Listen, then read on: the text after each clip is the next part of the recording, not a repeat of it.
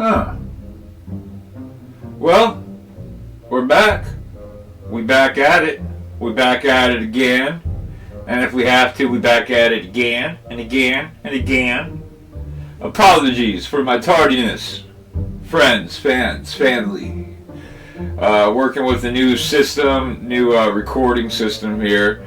The other one took a crap on me. I don't know why. It was only a stock app, but went to crap, and my late blooming intelligence, which is very little, makes it hard to grasp these new methods and ways of recording and balancing. So please bear with me as I adjust my camera settings and my recording ability and my editing ability as we continue forth on this adventure of who is the UFC fight predicting Nostradamus.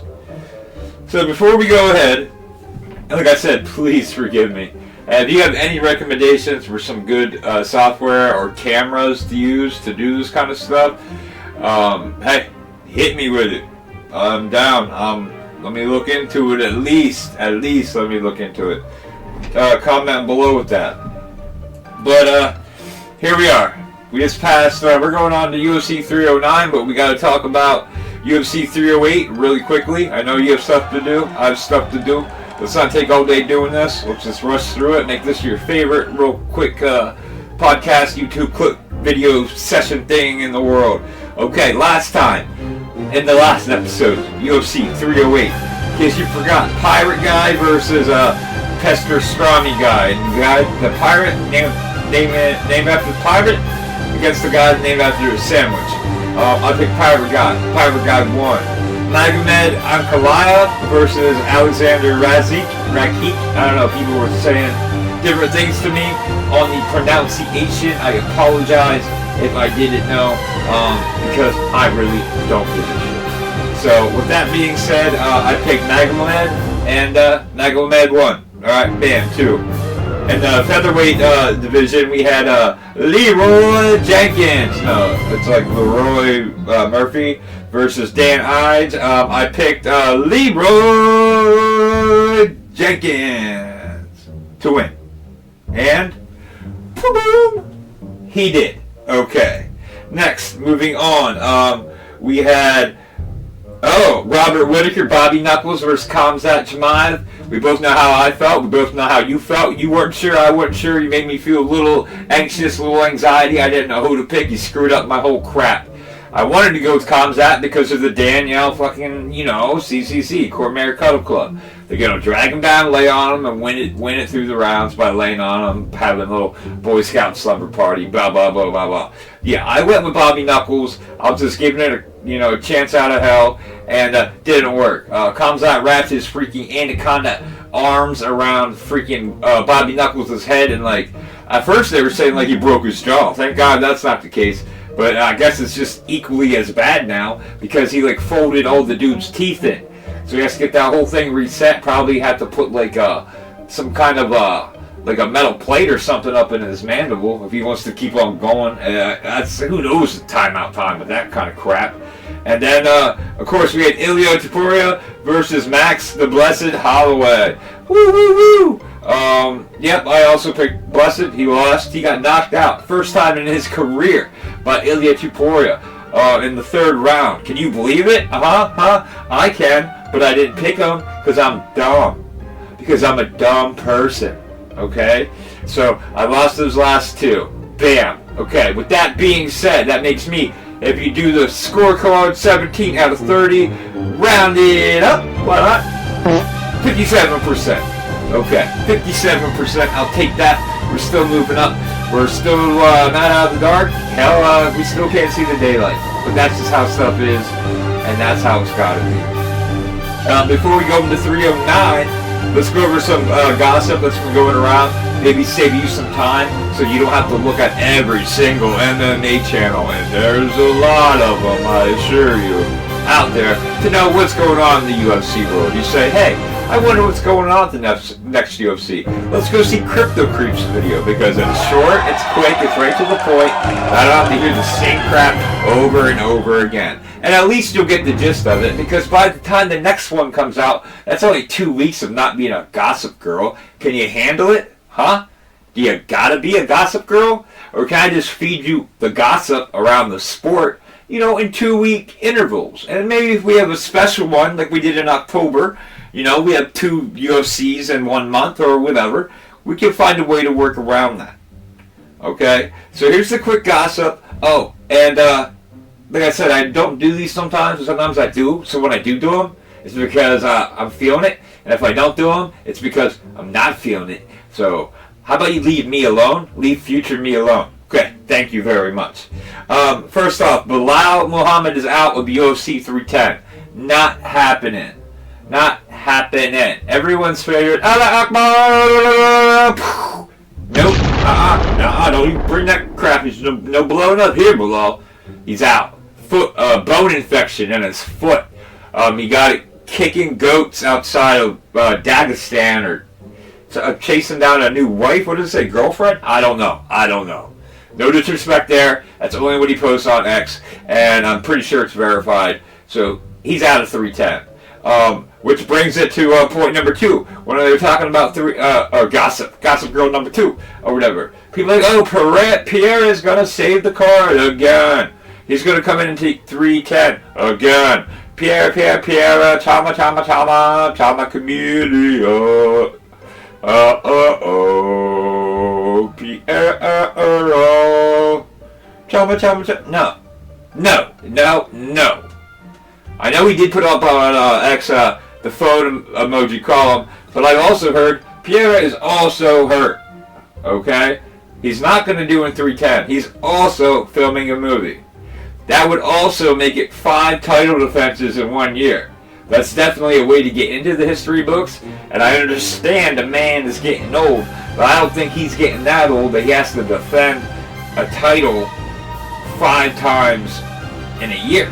Or fight, rather. It was a title defense every time. That is ridiculous. Even Magomed, this is more gossip coming. I'm not going to point it out every time. I'm just going to move. I'm trying to keep these videos short and sweet. Like candy canes off a gymnast elf doing backflips in the North Pole. Because that's where Santa lives, I think. But everyone would suspect Pierre versus Magomed, Uncle Ed, to be that, savory fight for 310. Because we all know Bilal ain't going to pull in the numbers. Shavkat, he was supposed to fight Shavkat. And Shavkat would have to carry that whole fight. As they will be doing to each other when the wrestling meets wrestling, and that gets all crazy. But, that's not going to happen. But Magomed said that if he doesn't, which we know he's not, if Pierre does not want to do that 310 card, why not him versus Jamal Hill? Jamal Hill's been talking a lot of sheesh lately, and he needs to be put back in his place, because he thinks he's way up here, but he's really way down here. And if he don't realize it, the fans do, and that's the only thing that matters, Jamal. What the fans think. But Magomed, hats off to you, buddy old pal guy. You a warrior, bro. You a warrior. I respect it. All of us here at the Agents of Calamity. Respect it. It's nice. Jamal Hill will not agree to that, because he's what we call, in the professional leagues, a pussy. Jamal Hill is a pussy. When it comes to the sport, my French isn't that good. Also, McGregor is going at it again. Would you guys quit fucking talking about McGregor? Quit tagging him in shit. He still thinks he's relevant. It's been 5 years. The dude has not fought in 5 years. And before that, he was on a losing spree. Why are you guys trying to climb up his leg hairs to get in his ass the way some of you do? He doesn't matter. He's irrelevant. Every time he makes a post on the interwebs, in my cyberspace where I like to do my cyber fishing and my cyber chilling at, there's always some McGregor crap coming out, up into some current active fighter's business, talking shit, and then he deletes it. I'm sorry, that's not the soul of a mic fighter, if you ask me. I'm a purity mic fighter, through and through. I believe in the rule and law of the internet and the purity that which represents each and every mic fighter. You used to be an MMA practitioner, Mr. McGregor. Used to be. There's no more relevance for you. You don't ever delete posts. If you post something into the cyberweb space of America and the world, you keep it there. If you said it, you keep it there, so everyone else can see what you said. That's a rule. There'll always be a rule. So quit doing that. And don't talk any more shit about fighting unless you fight again. Was that a little harsh? Was that a little harsh right there on McGregor? Comment below if you think I was a little harsh on him. Alright, so let's just get into this right now. Make this as quick as possible. My friends. Hold on, I gotta find the definition of this damn place. Oh. Let's move right into the new UFC and my predictions, which we know. Oh wait, before we do that, I forgot to tell you. Special points. I'm gonna slip my head. 2 special points here. 2 bonus points, you could say. Because there's also 2 bouts coming up that'll come in between this video and the next one. And there are important battles for everyone. And those battles are Jake Paul, Mike Tyson. How this is going to work is if you win your decision, you get a bonus point. This is for those of you playing along with me at home, because we work in the top 5 fighters. So it gets kind of drastic as the number grows. It gets kind of harder and harder to move up. So we've got to kind of add these bonus points to kind of level out the playing field. These set the off and even offshoots off just enough so everything seems interesting. So if you win on like a bet, let's say the bet is bonus points, Freddy versus Jason on like a new movie or something or whatever, and you pick like Freddy and Freddy wins. Okay, now on your 5 picks from UFC, you can take away 1 loss. Okay, you get a win for that. This helps you even it out. Okay, if you were to pick Jason and Jason wins, and you lost your entire card, you would get 1 for 4 instead of 0 for 5, and etc. This is just a way to help people that are joining in late kind of build up their stats close. Maybe not as accurately. But this is a game, and we'll perfect this game the further we go. I'd love to see MMA Guru into something like this, or even some fighters themselves building this kind of betting system. Because in the end, we're going to see who is the Nostradamus of UFC predictions. You know what I mean? I think we all know who that is, but the game's got to be played. Someone's got to play it, and you know, Crypto Creep gonna say it. But okay, I've been rambling for too long. Let's get into this. And stay tuned at the end of this for, like I said, the bonus point fights. There's gonna be 2 of them. It's 2 points up for grabs. So that's all that matters. Let's go into the first bout. It will be at middleweight. Chris Weidman, 16-7-0. Versus Eric Anders, 16-8-0, 1 no contest. Wow. Mr. Weidman, Chris Weidman, if you can't choke him, poke him. You know what I mean? I poked that last guy like 5 times. I haven't seen Anders fight in a while. Like I said, Chris Weidman won that last one, and he poked that shit out of that one dude's eye. I think he like pulled the eyes out of his head. I'm going with Weidman. I'm taking Weidman for the win. Both of these guys, I'm pretty sure need to hang it up and retire. But what do I know? Moving along, middleweight. Bo Nickel versus Paul Craig. Goddamn Craig! You got me fighting Bo Nick, Craig! Bo Nickel, 6-0. Paul Craig, 17-8-1. Both middleweights. As you know, Bo Nickel wrestled. He's definitely CCC club material, but he wrestled out of Penn State, so it makes me a local favorite. It makes him a local favorite to me. I'm not sure how we'd word that. I'm taking Bo Nickel. Plus, UFC's been playing touch butt with this guy for a while, kind of building his career, giving him these little sissy girly fights. Not saying like some of the people he fought weren't like beasts, but like he'll put a striker against him that has like no wrestling defense, and then like Bo will just like rub and tug him for 5 rounds and win. I know Bo wants to advance and everything, but the UFC seem to be building him specifically to be something popular or perhaps popping in the future. So I'm not going to go against the brass. That'd be my ass. So I'm taking Bo Nickel for the win there.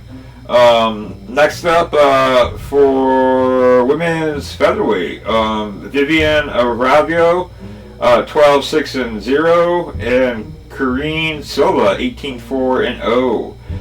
If I butcher your names, deal with it. Get real names. Okay? I had this discussion last time. How about Jessica Smith, John Dixon? You know, let's keep it simple. Why are we doing all this crap? But I'm just gonna tell you what. I'm gonna tell you what now. I'm gonna tell you what. I don't remember any of these two weirdos ever fighting in my whole goddamn life. So I'm gonna win it. I am gonna take Karine Silva based on the record and numbers alone. You, Silva, may you go with God, and may you collect my point. Go get my point, Kareem. Don't come back here unless you have it. Then we go to Charles Oliveira, 34-10-0, 1-no contest, versus Michael Chandler, 23-8-0, lightweight. Oh, I see Chandler got a fight. I thought you were fighting McGregor. Doesn't that suck? That punk ass, irrelevant Irishman had you sitting down playing touch butt in the park with your like 18 little Nubian children that you're running around taking magazine pictures with. Doesn't that suck? That like while he was rich as hell and just out there chilling on his yacht doing cocaine off of little orphans' backs that you're adopting him? Huh? How does that make you feel, Chandler? Huh? And now he's still talking about coming back and fighting, but we know who he isn't fighting. You, Chandler. Didn't they tell you at the start, Chandler? You was gonna be the guy that he totally didn't fight? Yeah, Chandler, that was you. You're fighting out there. Who also hasn't fought in quite some time too. Interesting. Who am I gonna pick? Tick-tock, tick-tock, tick-tock, tick-tock. I'm taking Charles Oliveira. Take Charlie on that, man.